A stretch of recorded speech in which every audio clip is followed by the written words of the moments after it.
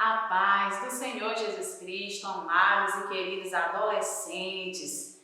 Mais uma vez nós estamos aqui gravando esta aula abençoada e maravilhosa, nossa EBD online, você aí dentro da sua casa, tendo o privilégio de receber o ensino da gloriosa palavra do Senhor.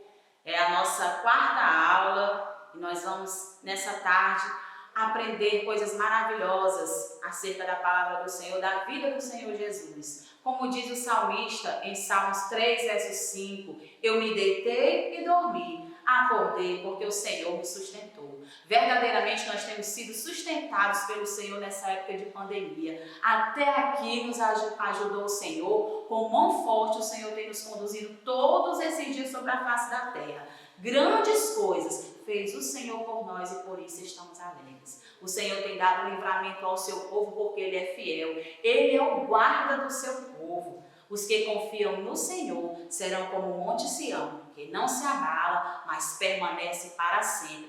Fica firme, amado adolescente, porque o Senhor é contigo, é na tua casa, é na tua vida. E Ele tem propósitos maravilhosos para realizar através de você nessa época difícil. Então nós vamos aprender do Senhor Jesus nessa tarde. Aleluia. O título da nossa lição hoje é Como se deu o ministério de Jesus. A leitura bíblica, que logo mais nós iremos fazer, se encontra em Marcos, Evangelho de Jesus Cristo, escrito por Marcos, capítulo 1, no versículo 14 ao 20, que você possa pegar a Bíblia Sagrada junto com a sua família, com seus pais e meditarmos juntos nessa palavra gloriosa. E o versículo-chave da nossa lição hoje é em João, capítulo 1, versículo 29, que nos diz: no dia seguinte, João viu a Jesus que vinha para ele e disse: eis o Cordeiro de Deus que tira o pecado do mundo. Amém? Então nós vamos para a nossa leitura bíblica em classe. Como nós falamos, Marcos capítulo 1, do versículo 14 ao 20. E depois que João foi entregue à prisão, veio Jesus para a Galiléia, pregando o evangelho do reino de Deus e dizendo: o tempo está cumprido e o reino de Deus está próximo. Arrependei-vos e crede no evangelho. E andando junto ao mar da Galiléia, viu Simão e André, seu irmão, que lançavam a rede ao mar, pois eram pescadores. E Jesus lhe disse: vinde a mim, e eu farei que sejais pescadores de homens. E deixando logo as suas redes, o seguiram. E passando dali um pouco mais adiante, viu Tiago, filho de Zebedeu, e João, seu irmão, que estavam no barco consertando as redes. E logo os chamou, e eles, deixando o seu pai Zebedeu no barco, com os empregados, foram após eles. Agora nós vamos aqui para o sintetizando.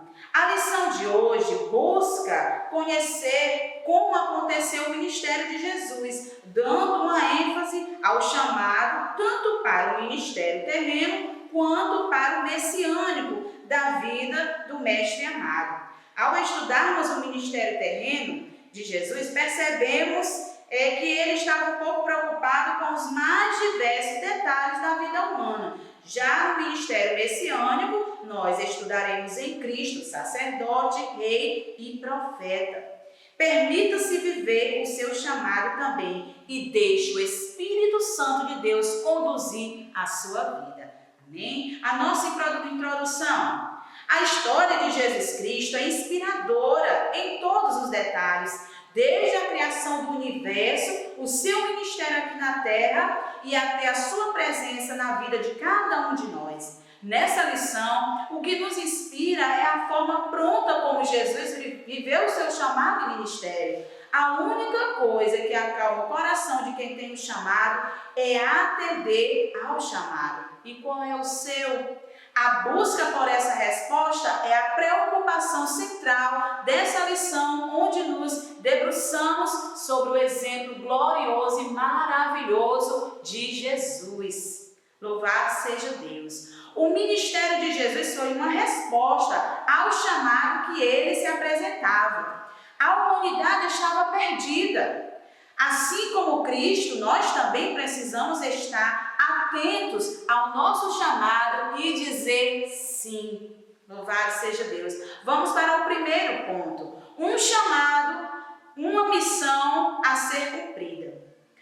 que é um chamado? É algo que nos faz parar, prestar atenção e nos decidir se queremos ou não atender. Um chamado é também algo determinante para que possamos abraçar causas. Quando foi que alguém se encantou por algo ou por um projeto? O Gênesis, o início, o ponto de partida para qualquer história. E assim é comigo e com você, amado adolescente. Com Jesus não foi diferente. Ele recebeu um chamado e o abraçou intensamente. É claro que esse chamado não aconteceu quando Cristo era o Verbo que se fez carne.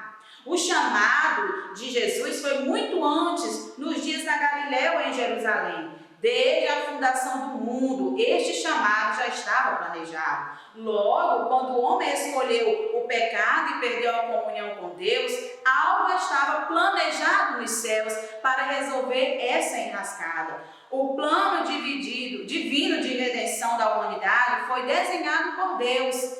E a Cristo coube o papel central nessa história. Ele seria o cordeiro que iria morrer para que todos nós tivéssemos vida.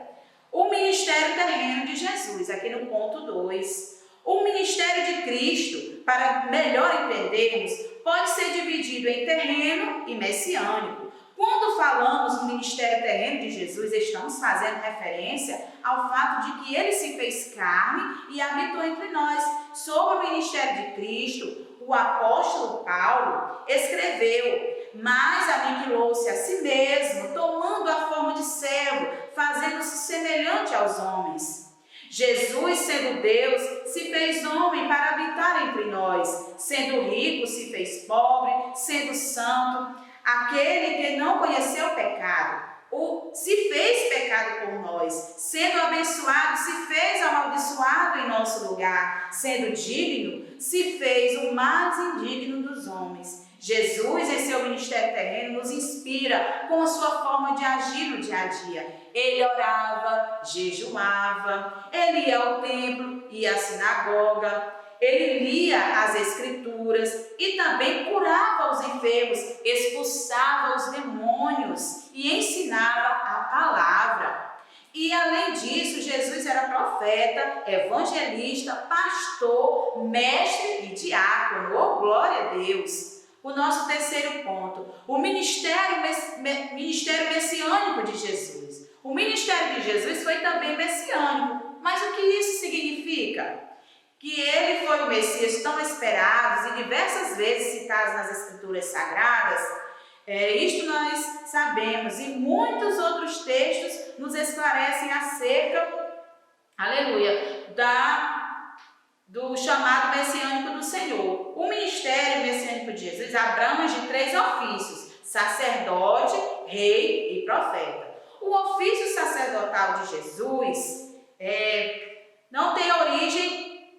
De Jesus tem origem, sim, em uma família ou uma tribo específica, já que ele era da tribo de Judá e não de Levi, de onde deveriam vir os sacerdotes. Também não era um ministério temporário, muito pelo contrário. Cristo é o sacerdote perpétuo e especial, pois ele mesmo se deu em sacrifício por nós. Como rei, foi totalmente único, nascendo coroado de majestade. E ao passo que os outros reis dependem de circunstâncias humanas para subir ao trono, como profeta, Cristo cumpriu a promessa feita a Moisés, poderoso em obras e em palavras. Agora nós vamos para o ponto 4. Qual é o seu chamado? Jesus, ele cumpriu o seu chamado e hoje ele está à direita do Pai. Essa verdade nos inspira, já que atendendo ao chamado, Cristo nos salvou. Mas e você, adolescente? Qual a sua postura frente a esse exemplo? O que você tem feito para descobrir a vontade do Pai para a sua vida? É preciso buscar e pedir a Deus que Ele revele a você o seu propósito, para finalmente você dizer: sim, e viver plenamente o tal desafio. A seara é grande e muitas almas estão à sua espera. Dê ouvidos ao chamado de Deus. Nessa época de pandemia, muitos corações estão aflitos, sem entender o que está acontecendo. E você, adolescente querido e amado do Senhor Jesus, tem esse importante papel de missionário aí dentro do seu lar. Mesmo nas redes sociais, você pode ganhar uma vida para Cristo. Fale você desse amor, que Jesus tem um propósito glorioso para as vidas. Fale, não fique calada. A igreja do Senhor pode não estar junta pessoalmente, mas nós estamos unidos pelo Espírito Santo de Deus, falando deste amor tão glorioso pelas vidas que carecem de uma palavra de amor, de ânimo, de um levante. Fale da palavra de Deus, não se cale, porque o Senhor quer ver isso em você, quer ver isso em nós como igreja. De todos os títulos, Filho do Homem é o que Jesus preferia usar a respeito de si mesmo. O termo Filho do Homem tem dois possíveis significados principais. O primeiro indica simplesmente um membro da humanidade, e neste sentido, cada um é Filho do Homem. Tal significado era conhecido nos dias de Jesus e remonta pelo menos aos tempos do livro de Ezequiel, onde é empregada a fraseologia hebraica Ben Adam, com significado quase idêntico. Por outro lado, a expressão é usada também a respeito da personagem profetizada em Daniel e da literatura apocalíptica judaia posterior. Essa personagem surge no fim dos tempos, com a intervenção dramática vindo trazer a este mundo a justiça, o reino e o seu julgamento. A justiça de Deus, o seu reino e o seu julgamento. Ao vermos a expressão Filho do Homem nos Evangelhos, é necessário perguntar se diz respeito a um membro da humanidade ou Filho do Homem triunfante, segundo Daniel. Parece que Jesus escolheu esse título por haver nele algo secreto. Despertava a curiosidade e possuía um caráter evidentemente misterioso. Para Jesus, ele escondia o que precisava ser escondido e revelava o que precisava ser revelado. Cristo, em seu ministério, trouxe a resposta ao mundo que clamava, e nós somos chamados para anunciar a todos essa resposta ao tempo presente. Não é diferente nos nossos dias. Assim como Jesus teve a sua missão do Pai de falar do reino de Deus na terra, nesses dias o Senhor está querendo muito isso de nós como igreja, que nós venhamos a falar mais do amor de Cristo para as pessoas, para a humanidade, que tem salvação, que as pessoas precisam se converter e aceitar ao Senhor Jesus como Senhor e Salvador das suas vidas.